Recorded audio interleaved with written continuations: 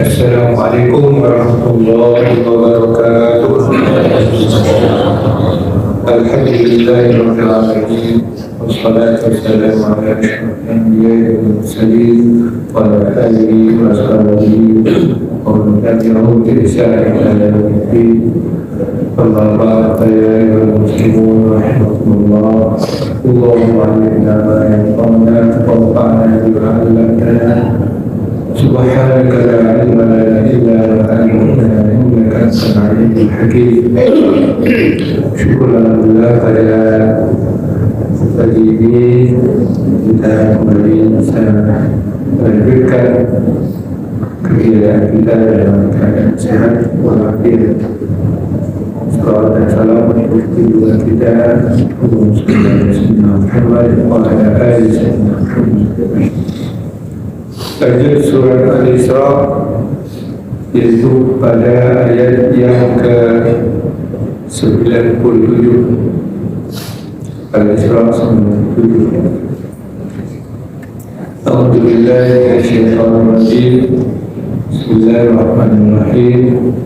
Wa may yahdihillahu fahuwal muhtadi wa may yudlil falan tajida lahum awliya'a min dunihi wa nahsyuruhum yawmal qiyamati 'ala wujuhihim sumyan wa bukman wa summa ma'wahum jahannam kullama khabat zidnahum sa'ira. Dzalika jazaa'uhum bi'annahum kafaru bi'ayatina wa qalu a-idza kunna 'idhaman wa rufatan a-inna lamab'utsuna khalqan jadidan.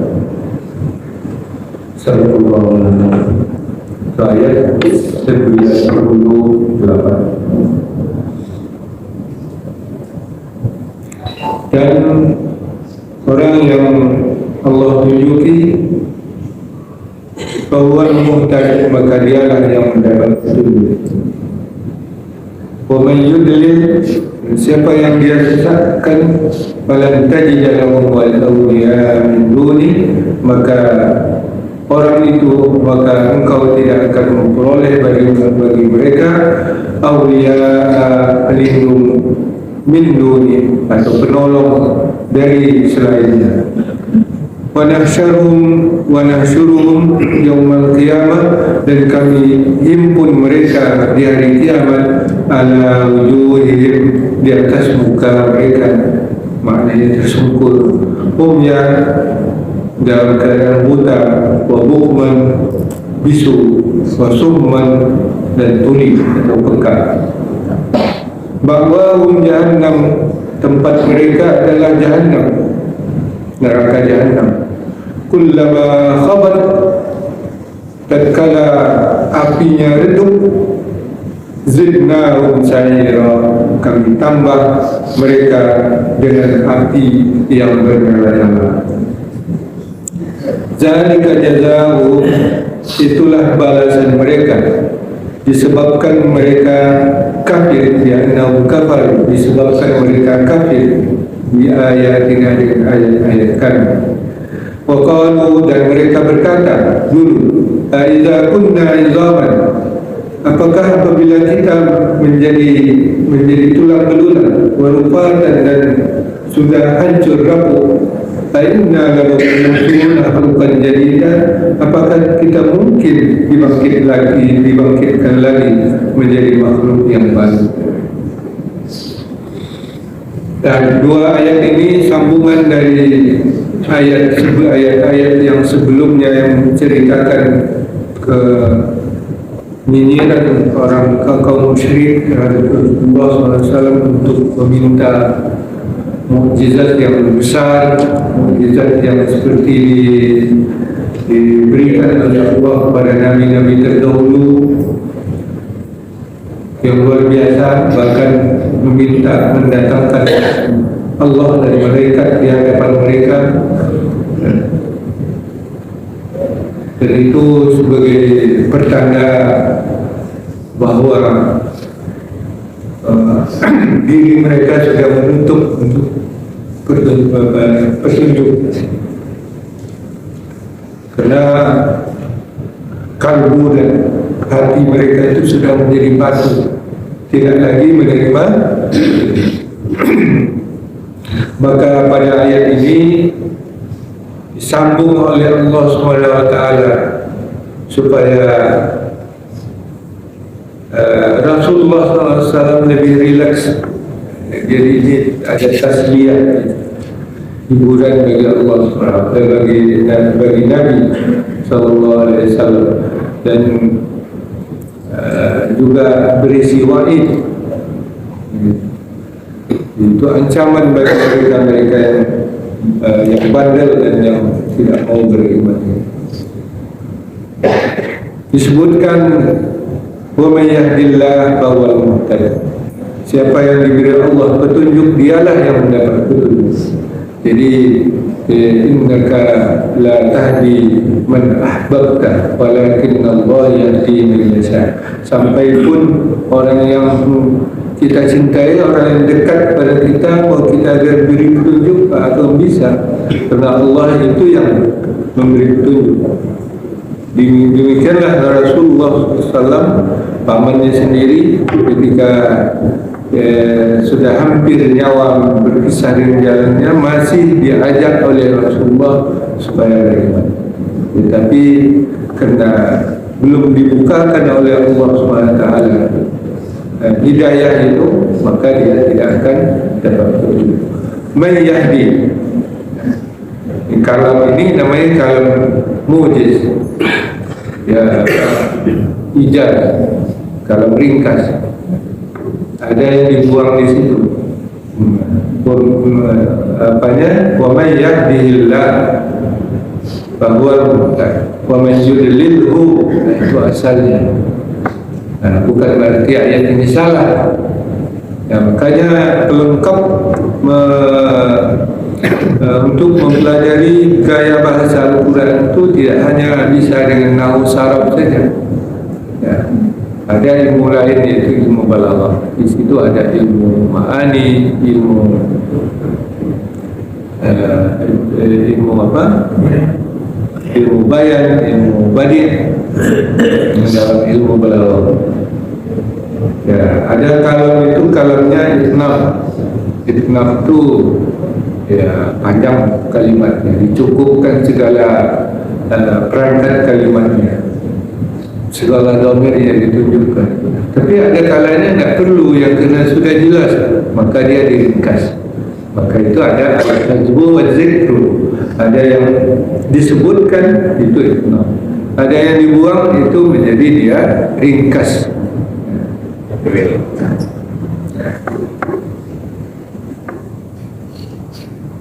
Itulah mayyadil.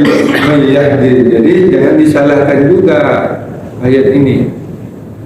Karena ada mayyadil, man yahdihillah fala mudhillalah wa man yudlilhu fala hadiyalah. Itu dia pertama dia ngotot dengan lafaz itu. Karena menurut dia itu benar. Menurut nahwu saraf ya seperti itulah. Tapi pertama dia tidak melihat matan hadis itu. Tidak ada yang seperti itu. Di matannya wa may yahdillah fala mudilla lahu wa may yudlil fala hadiyalah. Itu matan yang asli. Tidak disebutkan dhamir di situ. Jangan disalahkan Nabi itu kalau seperti itu. Kalamnya itu kalam ijaz, perkataan yang ringkas, tidak disebutkan dhamirnya. Itu dalam bahasa nahwu kan aid dari mausul.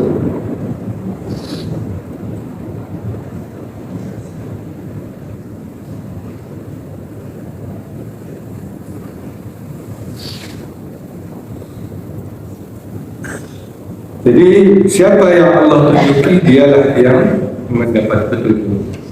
Jadi dibuka kalbunya itu, pintu hatinya itu untuk menerima hidayah. Tapi kalau orang itu selalu menutup dirinya dari petunjuk itu, maka dia wa min yudlil falan tajid lahu, maka itulah yang disesatkan oleh Allah Taala dengan mengunci kalbunya. Khatamullahu ala sam'ihim wa ala Khatamullahu ala qulubihim wa ala sam'ihim wa ala absarihim gishawa.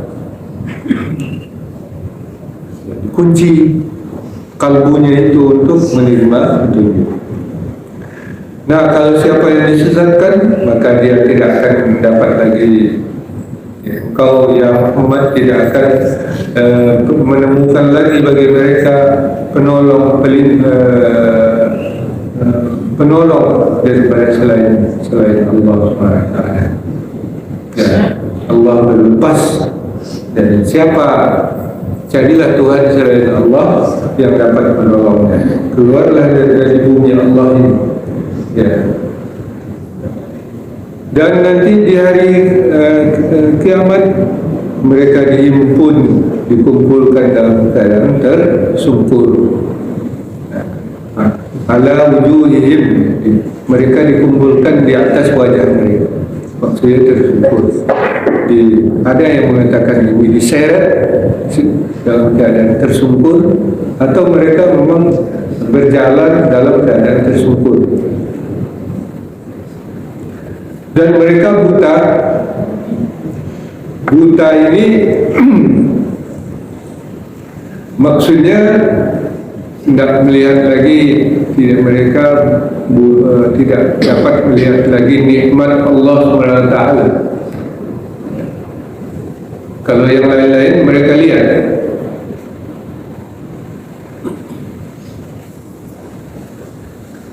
Wara'al wara'al mujrimun wara'al zalimun ada an-nar dalam surat Kahfi, Pak. Wara'al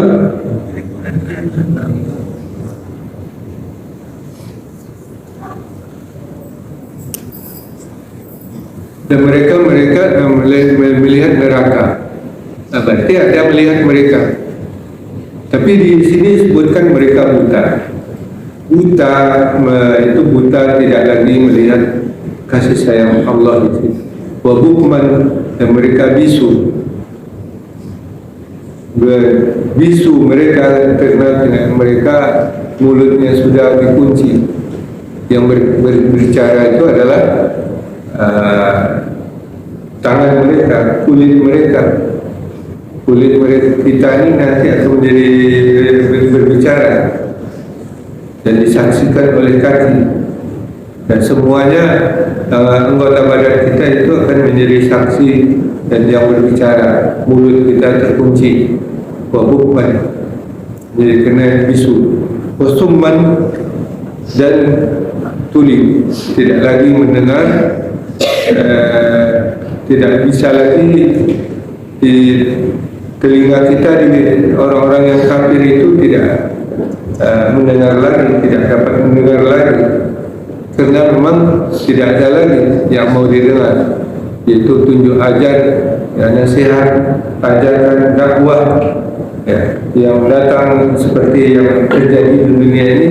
Di akhirat mereka itu ibaratkan tuli, tidak ada mendengarkan sesuatu panggilan yang baik bagi mereka. Ma'wahum jahannam, dan tempat mereka itu adalah jahannam.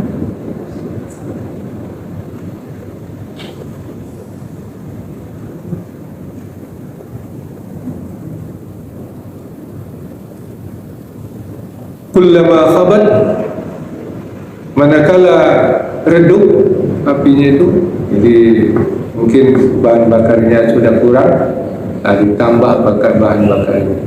Karena bahan bakar neraka itu batu. Waquduhan nas wal hijarah. Bahan bakarnya itu manusia dan batu. Dasarnya batu yang penuh dengan belerang dan panasnya luar biasa, tidak terbayangkan oleh kita di dunia ini panasnya. Ketika dia redup, zidnahum, kami tambah pada mereka sa'ira, api yang bernyala-nyala lagi, nyala lagi api. Itulah ancaman Allah SWT ini sudah disebutkan di dunia ini. Cuma apakah mereka percaya atau tidak, atau apakah orang sekarang dipercaya atau tidak? Nanti kalau terjadi di akhirat, jangan disalahkan Allah SWT. Karena sudah diberitakan, sudah diinformasikan di dunia ini bahwa akan terjadi seperti itu. Jadi kalau bagi orang yang percaya, orang yang beriman, tentu dia akan sangat sangat ngeri dengan azab yang digambarkan dalam ayat-ayat ini. Kalau kita ngeri dengan itu, janganlah sekali-kali kita mendekatinya. Itu mendekati dengan perbuatan yang tidak benar, perbuatan-perbuatan dosa. Hindari dan menjauhkan. Zalika jazaa'uhum, itulah balasan mereka disebabkan mereka kufur, kafir dengan ayat-ayat kami. Enggak percaya, dianggap itu hanya ilusi, dianggap itu hanya khayalan atau ramalan, apalah namanya, yang menolak kebenaran ayat ini. Itu disebabkan mereka kufur dengan ayat-ayat kami, dan juga mereka mengatakan dulu di dunia, apa bisa kita bangkit menjadi makhluk yang baru, padahal kita sudah menjadi tulang belulang, bahkanlah sudah hancur dan lapuk dan hancur menjadi tanah. Nah, itu gambaran kekufuran mereka. Mereka menolak terhadap apa yang diinformasikan oleh Allah SWT tentang hari akhirat. Dan ayat yang seperti ini banyak, yang isinya sama. Mereka menolak kita sudah hancur menjadi tanah, apakah kita bisa dijadikan pula dibangkitkan kembali? Diperingatkan Allah SWT kepada kita supaya kita tetap mawas diri, pengawasan melekat, supaya kita terhindar dari perbuatan-perbuatan yang membawa kita kepada azab neraka tersebut, dan memperkuat iman kita dan memperbanyak amal-amal kita yang baik. Inilah pesan dari ayat ini, pelajaran yang dapat kita ambil dari kedua ayat ini. Mudah-mudahan kita dilapangkan oleh Allah SWT untuk selalu istiqamah menjalankan apa yang disuruh dan meninggalkan apa yang dilarang. Wallahu a'lam bishawab. Kalau ada yang kita bahas, silakan.